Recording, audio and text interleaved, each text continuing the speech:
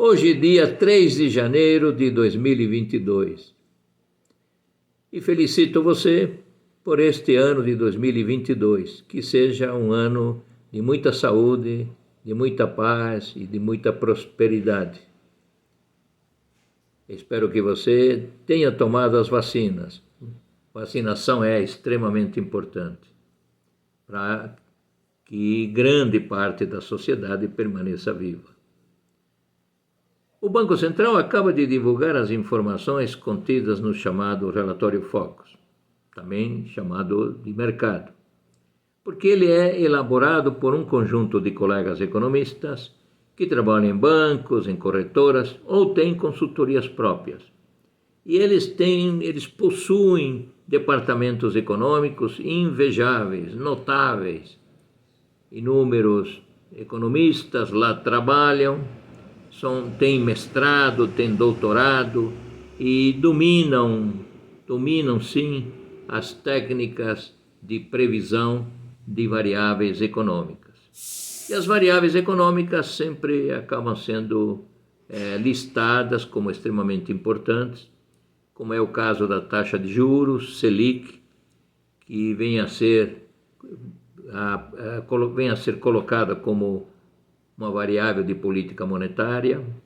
Temos a taxa de câmbio, também, que nos dá o número de reais por dólar. E essas duas variáveis, taxa de juros Selic e taxa de câmbio, essas duas variáveis elas são gerenciadas pelo Banco Central do Brasil. A terceira grande variável vem a ser a questão fiscal, o déficit fiscal. Via de regra, esse déficit fiscal, ou superávit, quando é o caso, ele é colocado como uma porcentagem do PIB nominal. Então, nós encontramos aqui na penúltima linha, nós encontramos o resultado primário, que ele, numa tendência ao longo do tempo, vai apresentando uma queda, porque o denominador, no caso o PIB, ele vai crescer em termos reais, mas também ele vai crescer em termos monetários, ou seja, vai haver uma composição de aumento do PIB pela produção e aumento do PIB pelo aumento dos preços. Então a tendência aí, no caso, seria diminuir o resultado primário ao longo do tempo. Esse resultado primário, como porcentagem do PIB, ele está aumentando em relação a este ano de 2021, lá para 2022. A questão fiscal é extremamente importante. Um orçamento equilibrado, relativamente equilibrado, ele causa menos incertezas sobre o futuro. Um orçamento desequilibrado ou uma política fiscal frouxa, como costuma ocorrer em anos eleitorais, acaba necessitando de uma política monetária mais firme, mais de arroxo, né? Mais de arroxo. É o que está ocorrendo hoje. O Banco Central se ressente do fato de que a política fiscal está muito frouxa e que ele se vê obrigado a aumentar a taxa de juros, no caso a Selic. Estava em 2% nos primeiros meses do ano e hoje terminamos 2021 com 9,25%, com tendência a chegar a 11,5% ou talvez até um pouco mais ao longo de 2022, porque se a questão fiscal não ajuda o Banco Central, de um lado, de outro lado nós temos uma taxa de inflação que também não ajuda, que ela passou de 10% neste término de 2021 e está prevista para 2022 em 5,03%.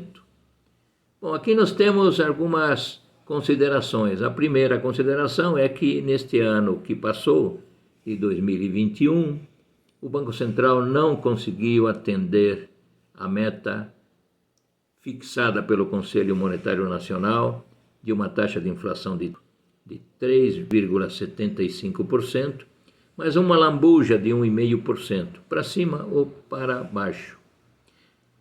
Não conseguiu.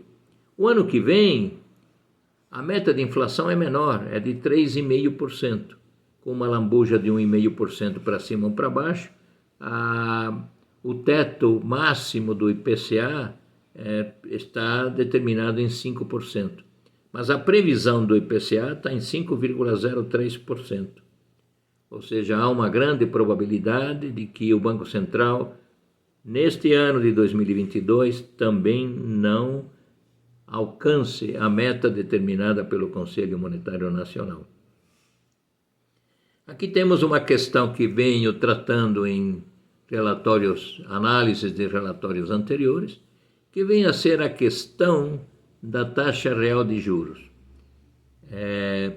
O mercado, de maneira geral, os colegas economistas que fazem os cálculos dessas previsões, realizaram uma pesquisa e acabou se fixando uma taxa real de juros em torno de 3% em termos reais, ou seja, acima da taxa de inflação. Então, mas nesse ano de 2021 não conseguimos uma taxa real de juros positiva. Ao contrário, o ano todo foi de taxa real de juros negativa. Mas para 2022, se a taxa Selic permanecer em 11,5%, conforme está previsto aqui no relatório Focus, e a taxa de inflação medida pelo IPCA se situar em torno de 5%, então nós vamos ter aí uma taxa real de juros de 6%, positiva. É ruim, tanto a taxa real negativa de juros, quanto a taxa real de juros positiva é bem acima, né? É o dobro da taxa de equilíbrio de 3%. E isso acaba fazendo com que esse vai e vem da taxa real de juros acaba perturbando, acaba criando muitas incertezas nas decisões dos agentes econômicos. Bem, essas são algumas considerações. Convido vocês a olharem a homepage da Ordem dos Economistas do Brasil. Convido vocês a se associarem à Ordem dos Economistas do Brasil. Não necessariamente você tem que ser economista, basta que você tenha tido um curso onde o conteúdo mínimo seja de 50% de economia, para você se tornar sócio da Ordem dos Economistas do Brasil. Para mestrados e doutorados em economia, também as portas estão abertas. Até o próximo Relatório Focus.